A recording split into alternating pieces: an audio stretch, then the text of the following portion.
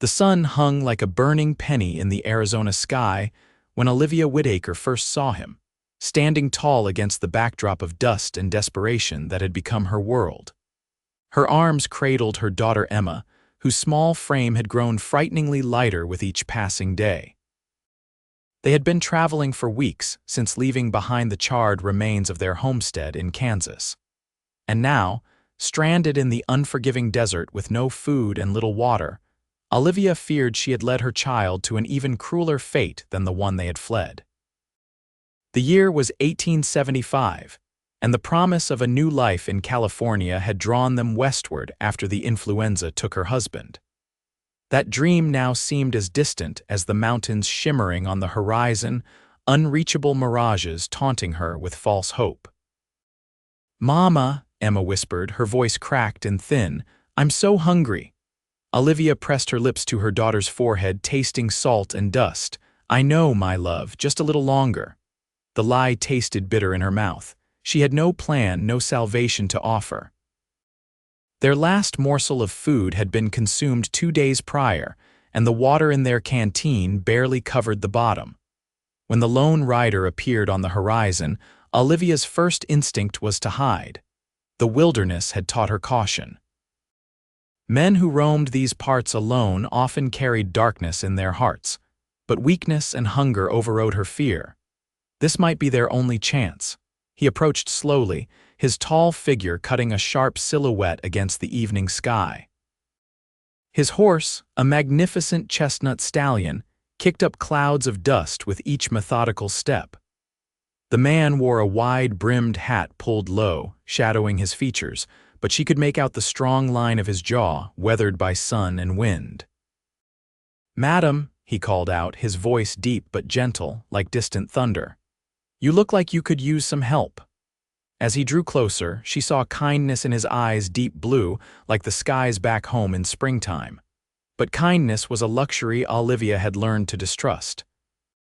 "We're fine," she lied, one arm tightening protectively around Emma while the other reached for the small knife hidden in the folds of her tattered dress. The stranger dismounted in one fluid motion, removing his hat to reveal thick, sandy hair that curled slightly at the ends. "The name's Kieran Miller," he said, keeping a respectful distance. "I've got food and water if you need it." At the mention of food, Emma stirred in her arms, eyes flickering open with a spark of hope that broke Olivia's heart. "Please," Olivia finally whispered, her pride dissolving beneath the weight of her daughter's need. "Feed my child first." Kieran Miller's gaze softened as it moved from mother to daughter. Without hesitation, he reached into his saddlebag and pulled out a small package wrapped in cloth. "I'll feed you both," he answered, his voice firm but gentle. He unwrapped strips of dried beef, a small loaf of bread, and a jar of preserved peaches. To Olivia, it looked like a king's feast. He handed a piece of bread and a strip of beef to Emma first, then offered the same to Olivia. "Slowly now," he cautioned as Emma reached eagerly for the food. "Your stomach needs to remember what food is." Kieran uncorked his canteen and offered it to them. The water was cool and sweet, and Olivia had to force herself not to gulp it down. She watched as Emma's pale cheeks gained a hint of color with each careful bite and sip. "What brings you out here alone?" Kieran asked, setting up a small fire as the sun began its descent. Olivia hesitated, years of guarding her story making her cautious. But something in Kieran's straightforward manner encouraged truth. "My husband died last winter. Influenza," she said, the words still raw after all these months. "Our farm was failing. Then men came, said they'd bought the debt. They burned everything when I couldn't pay." She swallowed hard. "I heard California needs teachers. I was one before I married." Kieran nodded, his expression somber. "And the stagecoach?" "Robbed 3 days back. The driver and guard were killed. The other passengers were taken in by a passing wagon train, but—" She glanced down at Emma, now drowsing against her shoulder. Emma was feverish. "They feared sickness, left us with some supplies, but they didn't last."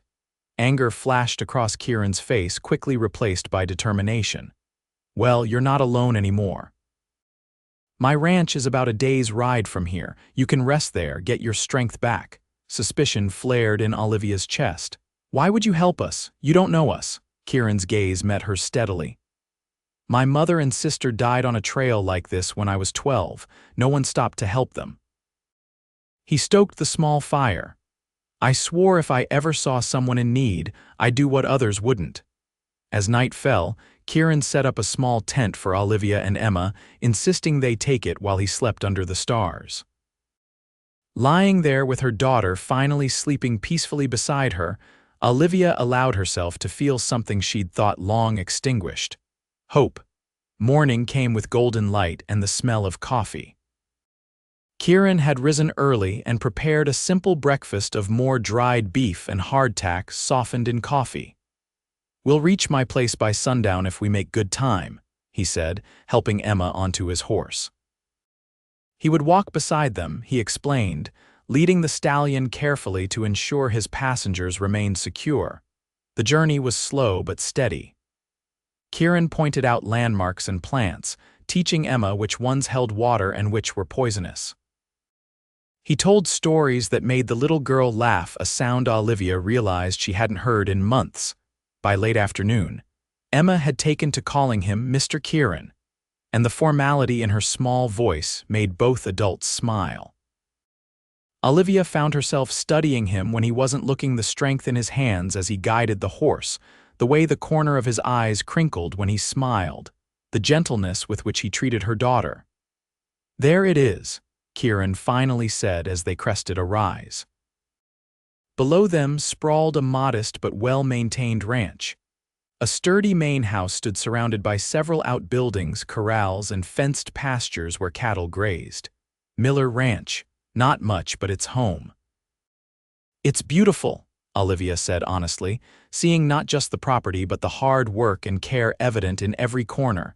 They were greeted by an older Mexican woman who hurried from the house, her face lighting up at the sight of Kieran before shifting to surprise at his companions. Señor Kieran. You bring guests, she asked, her accent thick but her English clear. Rosa, this is Mrs. Whitaker and her daughter Emma. They'll be staying with us a while. He turned to Olivia. Rosa Mendez is my housekeeper, cook, and the closest thing to family I have left. Rosa's warm brown eyes assessed Olivia and Emma quickly, noting their condition with a mother's perception. Dios mío, these poor souls need food and baths immediately. Come inside. The house was surprisingly comfortable inside, with solid furniture and touches of refinement that spoke of a woman's hand from some time past. Rosa led them to a bedroom with a large copper tub that she promptly began filling with heated water. First the little one bathes, then the mother, she declared. I will find clothes, they will be too big but clean.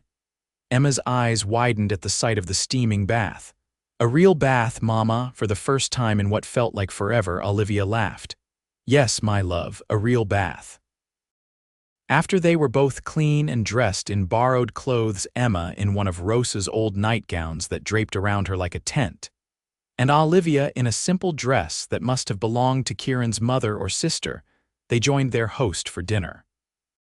The table was laden with food, a hearty stew, freshly baked bread, beans, and even a small cake that Rosa had quickly prepared. You didn't need to go to all this trouble, Olivia said, overwhelmed by the generosity. It's no trouble, Kieran replied, watching with satisfaction as Emma's eyes grew round at the spread before her. It's nice having people at the table again. Over the next few days, Olivia and Emma slowly regained their strength. Kieran insisted they stay until they were fully recovered, and Olivia found herself unable to refuse. Each day brought new discoveries about their host, his patience with Emma as he taught her to feed the chickens, his quiet intelligence when discussing books with Olivia in the evenings, his unfailing respect for her space and boundaries. A week turned into 2, and Olivia began helping around the house despite Rosa's protests. She mended clothes, assisted with cooking, and even began teaching Emma her letters again, using books from Kieran's modest library. One evening, as Emma slept and Rosa had retired to her quarters behind the kitchen, Olivia found Kieran on the porch, smoking a pipe and staring at the stars. "You've been very kind to us," she said, wrapping a shawl tighter around her shoulders against the night chill. Kieran shifted to make room for her on the bench. "It's been good having you here. The place feels alive again." "Were you always alone?" she asked, then flushed at her boldness. "I'm sorry, that's too personal." "No, it's all right." He tapped his pipe against the porch railing. "I was engaged once, about 5 years back. Sarah was her name. She couldn't stand the isolation, the hard work. Left before the wedding," he shrugged. "Can't blame her. Ranch life isn't for everyone." "It seems peaceful," Olivia offered, looking out at the shadowy landscape, silver washed by moonlight. "It can be. It can also be brutally hard. Droughts, storms, rustlers, sickness in the herd," he sighed. "But at the end of the day, there's something honest about it. The land doesn't lie to you. You get back what you put in." They sat in comfortable silence for a while before Olivia spoke again. "I should be making plans to move on soon. California's still waiting." Kieran turned to look at her, his expression unreadable in the dim light. "You don't have to rush. Winter's coming. Mountain passes get dangerous. We've imposed long enough." "It's not an imposition," he said quietly. "You and Emma, you bring something to this place that's been missing a long time." Olivia felt her heart quicken, but years of hardship had taught her caution. Kindness can be mistaken for other feelings when people are thrown together by circumstance. Kieran nodded slowly.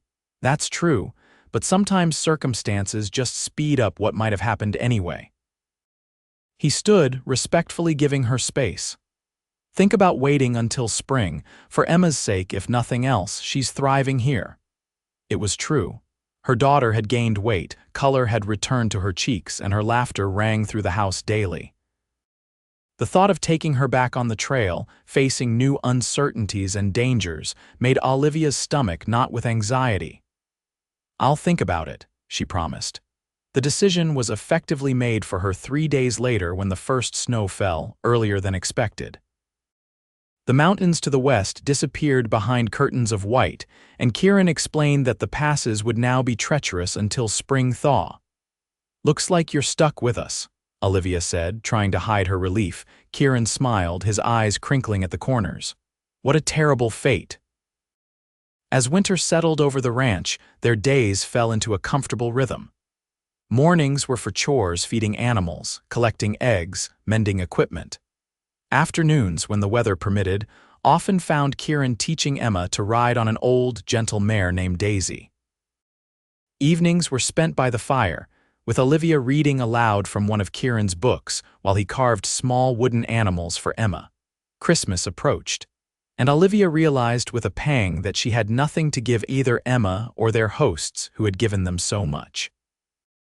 Secretly, she began working on gifts, embroidering handkerchiefs for Rosa from threads unpicked from one of her own petticoats, writing down a collection of stories for Emma that her own mother had told her. And for Kieran, the most difficult gift of all. A small portrait of his ranch drawn from memory and colored with pigments Rosa helped her make from plants and minerals. On Christmas Eve, after Emma had hung up an old sock by the fireplace with wide-eyed excitement, Olivia found herself alone with Kieran again. Rosa had gone to bed early, complaining of tired bones, and Emma had finally succumbed to sleep after hours of Christmas anticipation. "I wanted to thank you," Olivia said softly, watching the fire's glow play across his features. "Not just for taking us in, but for giving Emma a real Christmas. After everything, she deserves it. You both do." Kieran hesitated, then reached into his pocket. "I have something for you." "Was going to wait till tomorrow, but—" He pressed a small object into her palm. It was a carved wooden locket on a leather cord. When she opened it, she gasped softly. Inside, he had somehow fixed 2 tiny portraits, one of Emma, laughing, and one of Olivia herself, looking peaceful in a way she hadn't felt in years. "How did you?" "I had a friend in town paint them from my descriptions. Picked it up last time I went for supplies." He looked suddenly uncertain. "Is it all right? I didn't mean to presume." Tears filled her eyes. It's the most beautiful gift I've ever received." Their eyes met, and something shifted between them. A threshold crossed, a truth acknowledged. Slowly, giving her every chance to move away, Kieran leaned forward and kissed her. His lips were warm and gentle, asking rather than demanding. Olivia's hand came up to rest against his cheek, rough with stubble, as she returned the kiss with a feeling that might have been happiness. "I'm falling in love with you, Olivia Whitaker," he whispered against her lips. "I know it's fast and I know you have plans, but I needed you to know before you decide anything about spring." Olivia pulled back slightly, searching his face. "I have Emma to consider, her future, her security. I want both of you. I'd like to be a father to her if you'd let me." "If she'd let me." The sincerity in his eyes made her throat tighten. "We need time, Kieran," he nodded, taking her hand and pressing a kiss to her palm. "We have all winter." The season deepened, bringing heavy snows that sometimes kept them housebound for days. During one such storm, disaster struck. A section of the barn roof collapsed under the weight of snow, injuring several horses and exposing the remaining livestock to the brutal elements. Kieran worked frantically to save the animals and repair the damage, refusing to come inside despite the dangerous cold. Olivia and Rosa kept hot coffee and food ready, taking turns bringing it out to him and the two ranch hands who had managed to make it in from their cabin to help. By nightfall, Kieran still hadn't come inside. Worried, Olivia wrapped herself in heavy blankets and fought her way through the blizzard to the barn. She found him slumped against a stall, his hands raw and bleeding from working without gloves, his face gray with exhaustion. "Kieran," she said firmly, kneeling beside him, "you need to come inside now." "Can't," he mumbled. "Have to finish the roof. Animals will die. Miguel and Roberto have it under control. You'll die if you stay out here like this." She took his hands in hers, alarmed at how cold they were. "Please, Kieran, Emma needs you. I need you." Something in her voice reached him. He allowed her to help him stand, leaning heavily against her as they made their slow way back to the house. Inside, Rosa took charge, ordering hot water for a bath and preparing a medicinal tea while Olivia helped Kieran remove his frozen outer clothes. His skin was alarmingly cold, his movements sluggish. "Hypothermia," Rosa diagnosed grimly. "We must warm him slowly." They worked together, getting him into the bath and gradually adding warmer water, then bundling him in heated blankets by the fire. Emma, awakened by the commotion, sat wide-eyed on the stairs until Olivia noticed her. "Is Mr. Kieran going to die like Papa?" she asked, her small voice trembling. "No, sweetheart," Olivia promised, praying she spoke the truth. "He's just very cold and tired. He'll be better by morning." Emma nodded solemnly. "I'll pray for him." She disappeared back upstairs, returning moments later with her most prized possession, a small rag doll Kieran had given her for Christmas. She placed it carefully beside him. "Dolly will help him get better." Throughout the night, Olivia kept vigil. She bathed Kieran's forehead when fever followed the dangerous chill, spooned broth between his lips when he was lucid enough to swallow, and held his hand when nightmares made him thrash against the blankets.